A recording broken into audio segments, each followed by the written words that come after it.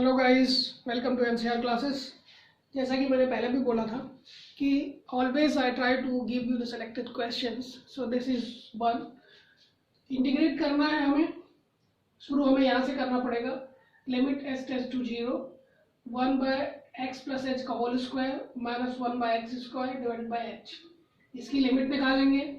Limit निकालने के बाद d d x of this जो आएगा उसकी पावर n करेंगे। फिर sigma n is equal to 1 to infinite, ये सीरीज रेडी हो गई। फिर इस पूरे को इंटीग्रेट करना है, फिर यहाँ पे आपका हो जाएगा dx।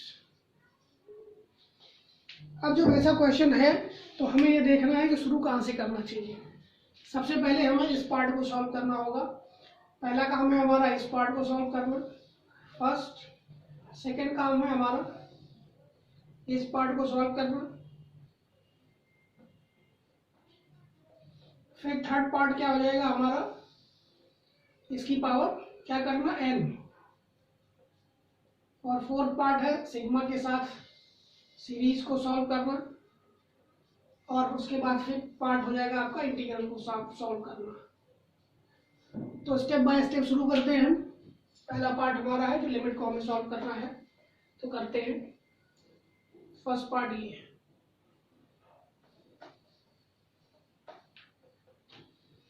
इस चीज को देखते हैं ध्यान से, हमें ये सॉल्व करना है। तो इसको एक्सपेंड करते हैं, हम लिखते हैं लिमिट s टेंड्स टू 0। इसको अगर एक्सपेंड करेंगे तो क्या बनेगा, 1 by x square plus 2xh plus h square minus 1 by x square divided by h। ये बन जाएगा। क्रॉस मल्टीप्लाई करेंगे तो हमारा क्या बनना चाहिए, मैं यही लिख देता हूँ। ये तो यहाँ मल्टीप्लाई हो जाएगा, ये यहाँ होगा, इसका मतलब minus x square plus 2xh plus h square हो जाएगा। और इसको नीचे हम कैसे लिखते हैं वो बताता हूँ।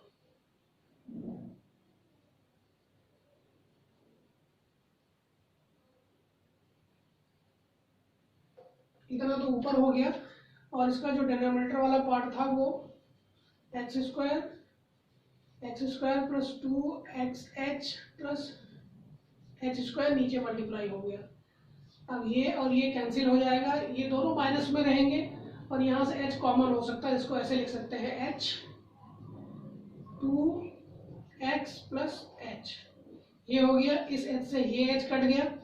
अब h टेंडिंग टू 0 है, अगर यहाँ रखते हैं तो ये हमारा 0 हो जाएगा, ये भी 0 हो जाएगा, ये भी 0 हो जाएगा। इसका मतलब फाइनल आंसर जो बनेगा हमारा minus 2x divided by x square into x square x power 4, और ये बन जाएगा माइनस 2 बाय एक्स क्यूब। तो ये तो हमारा सॉल्व हो गया। अब इसकी जगह पे हम इतने की जगह पे क्या रख देंगे,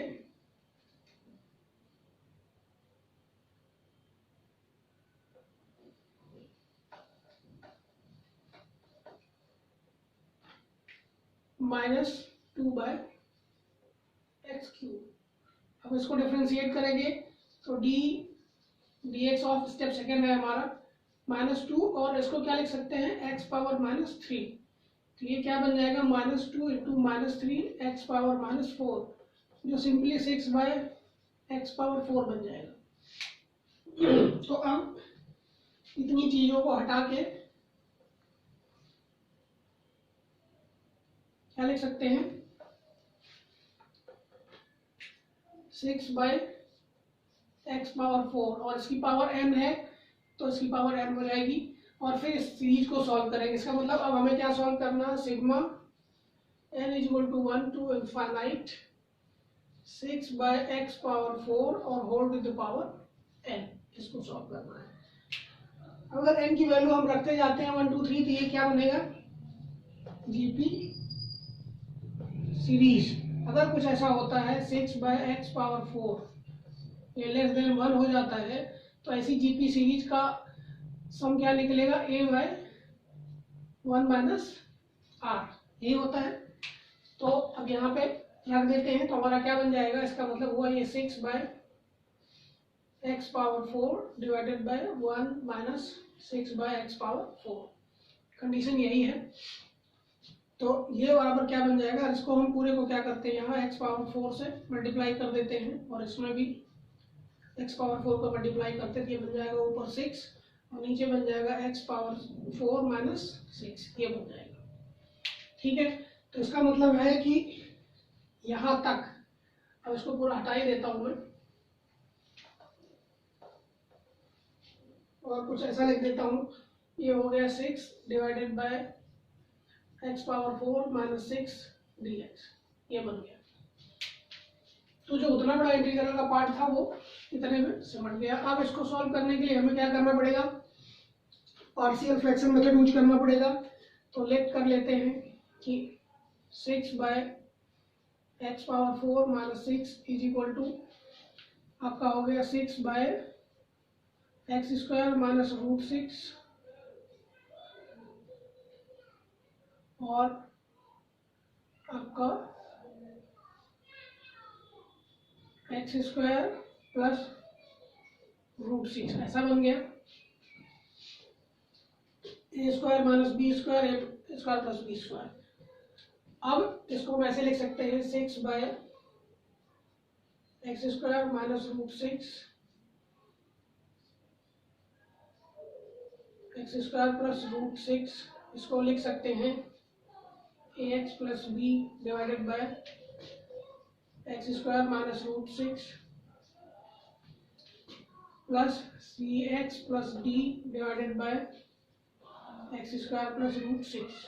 क्रॉस मल्टीप्लाई कर देते हैं तो ये क्या बन जाएगा, 6 इज इक्वल टू आपका बन जाएगा, यहाँ से इसको मल्टीप्लाई करते हैं a x cube plus b x square plus root 6 a x plus root 6 b, इसको इससे करते हैं तो plus c x cube plus d x square minus root 6 c x minus root 6 D.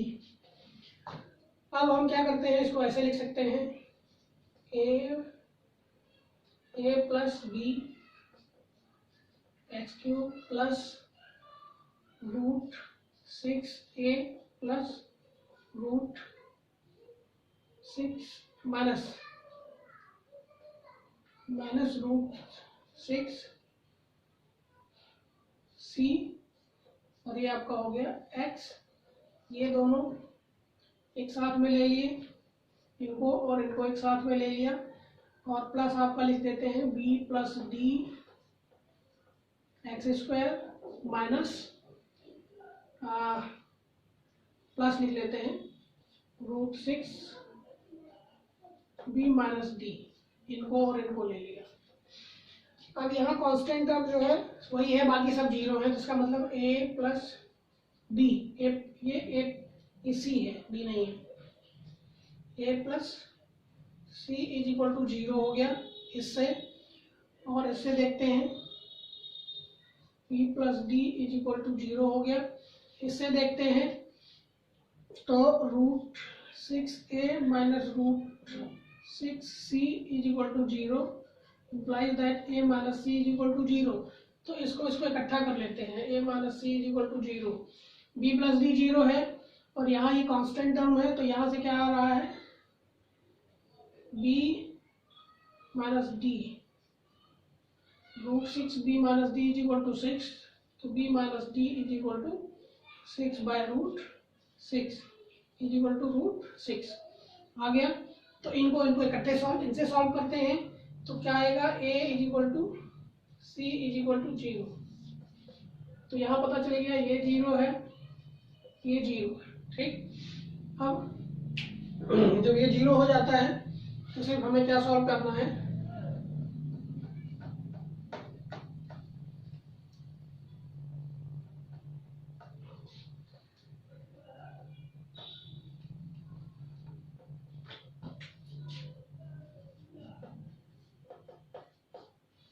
ये हो गया। इनको सॉल्व करते ऐड करेंगे तो 2b is equal to root 6, तो b is equal to root 6 by 2, ये हो गया। और यहाँ से क्या पता है कि b is equal to minus D, तो माइनस का तो इसका मतलब d is equal to implies that क्या आ जाएगा, ऐसा कर देते हैं इसको, minus B is equal to D, तो इसको माइनस कर देंगे, implies that D is equal to minus root 6/2। दोनों के आंसर आ गए, तो हम वैल्यू रख देते हैं इंटीग्रल की डायरेक्ट।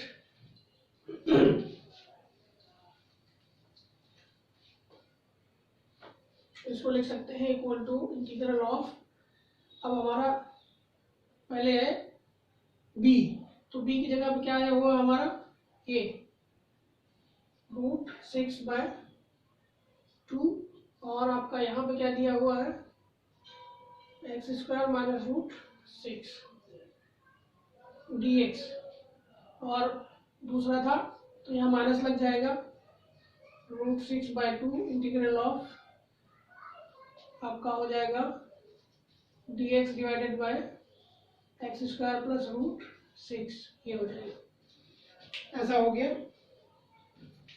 अब यहाँ हमने पहले दिखाया था, पहले थोड़ा फॉर्म में चेंज कर लेते हैं, ये यहाँ से माइनस बाहर निकालते हैं और यहाँ लिख देते हैं minus root 6/2 integral of dx divided by आपका माइनस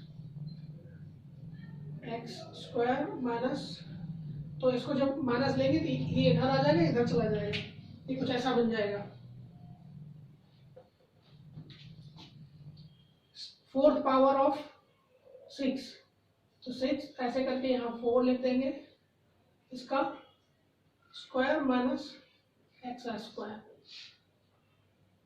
ये हो गया। और यहाँ से minus root 6 divided by 2 integral of dx divided by 4th power of 6 का स्क्वायर प्लस x का स्क्वायर, ये हो गया। ये तो आपको क्लियर दिख रहा है कि ये tan इनवर्स के फॉर्म में जाएगा, ये हाइपरबोलिक,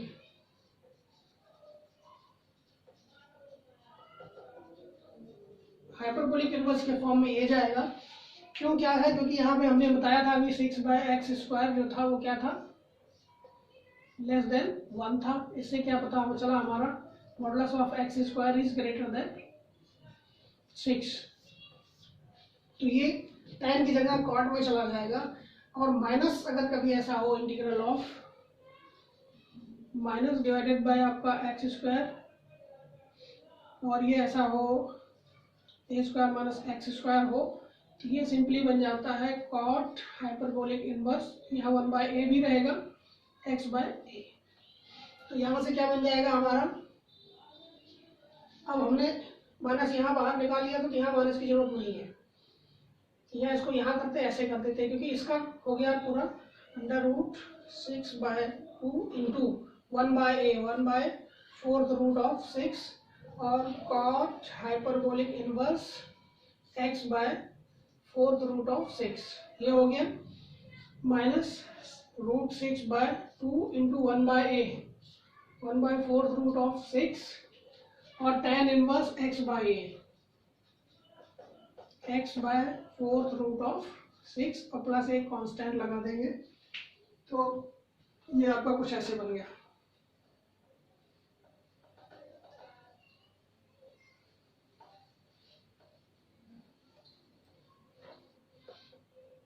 तो यहाँ से आपका जो इसका फाइनल आंसर बन के आया under root 6/2 into 1/4th root of 6 cot hyperbolic inverse x/4th root of 6 minus under root 6/2 into 1/4th root of 6 tan inverse x/4 root of 6 plus c। अब इसको आप सिंप्लीफाई कर सकते हैं, तो ये आपका आंसर हो गया। तो इससे क्या पता चला आपको कि हमारे पास लिमिट इन्वॉल्व हुई, डिफरेंशिएशन इन्वॉल्व हुआ, सीरीज इन्वॉल्व हुई और इंटीग्रल। तो ऐसे क्वेश्चन आजकल बहुत आ रहे हैं। Welcome with other questions. Thank you guys.